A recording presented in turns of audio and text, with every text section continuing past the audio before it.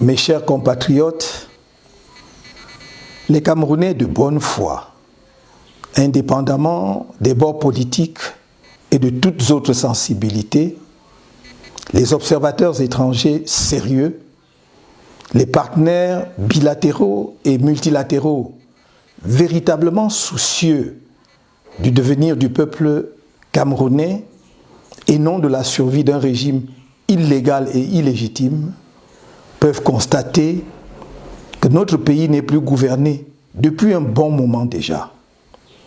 Le navire Cameroun est sans commandant de bord et vogue au gré des flots. Du fait de cette triste réalité, notre pays est devenu un champ d'horreur.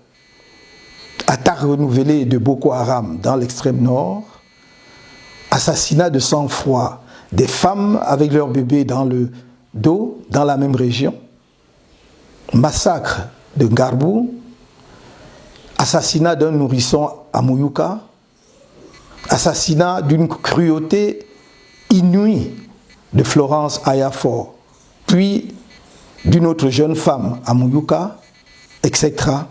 Le tout sans une réponse adéquate de l'État. La pandémie de Covid-19 a fait des dizaines de morts et traumatisé les populations sans que cela n'arrache la moindre compassion à M. Paul Biya. Comme avec la préparation foireuse de la CAD 2019, la gestion de cette pandémie qui étrangle plusieurs secteurs de l'économie nationale dans l'indifférence du gouvernement a, une fois de plus, étalé l'incurie managériale de son régime. Les scandales financiers qui entachent la gestion de cette pandémie confirment que le Cameroun est devenu une kleptocratie. Et à ce tableau peu flatteur est venu s'ajouter, ces derniers temps, le spectacle burlesque d'acteurs éclectiques qui rappellent des organisations criminelles mafieuses. Ce vaudeville ne peut faire rire, car il étale au grand jour l'effondrement du pays. Il n'y a plus d'État, il n'y a plus que des états d'âme. La situation économique générale du pays montre que l'État est en quasi-faillite, en dépit des incantations officielles. Les personnels de l'État, les prestataires de services publics et les créanciers bilatéraux et multilatéraux de l'État subissent durement cette réalité que le régime tente vainement de dissimuler. Le climat social est vicié par l'expansion de l'extrême pauvreté, le tribalisme d'État, le chômage de masse, l'institutionnalisation des injustices, le recours abusif à la violence d'État, l'arrogance et le mépris des responsables publics envers les citoyens. M. Biya gouverne le Cameroun par le mépris et la terreur depuis près de 40 ans. Il a détourné les résultats du scrutin présidentiel du 7 octobre 2018 et a cru pouvoir obtenir sa reconnaissance en torturant et en jetant en prison des centaines de citoyens qui manifestaient pacifiquement contre ce hold-up électoral.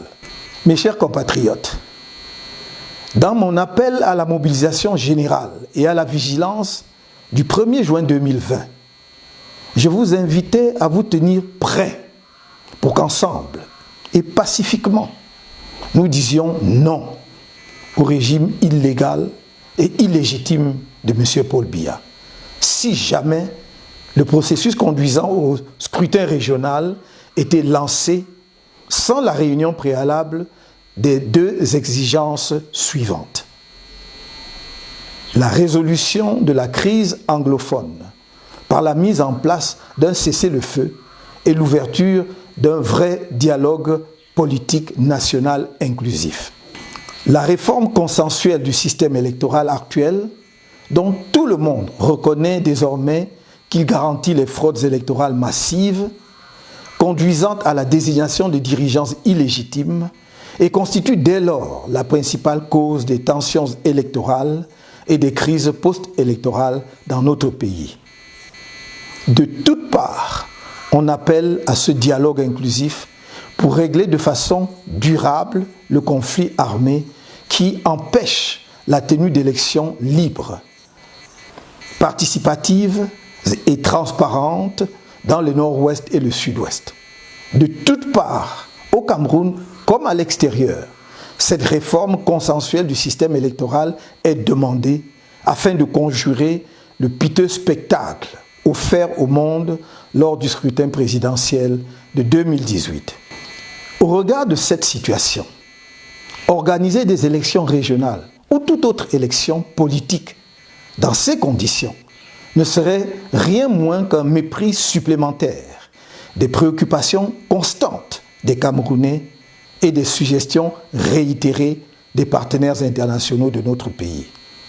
Aussi, j'annonce que toute convocation du corps électoral par le gouvernement illégal et illégitime de Yaoundé avant la prise en compte et une mise en application effective des deux exigences rappelées ci-dessus emportera automatiquement lancement d'une gigantesque campagne nationale d'appel au départ pur et simple de M. Biya du pouvoir, sans qu'il ait besoin d'attendre une nouvelle communication à cet égard.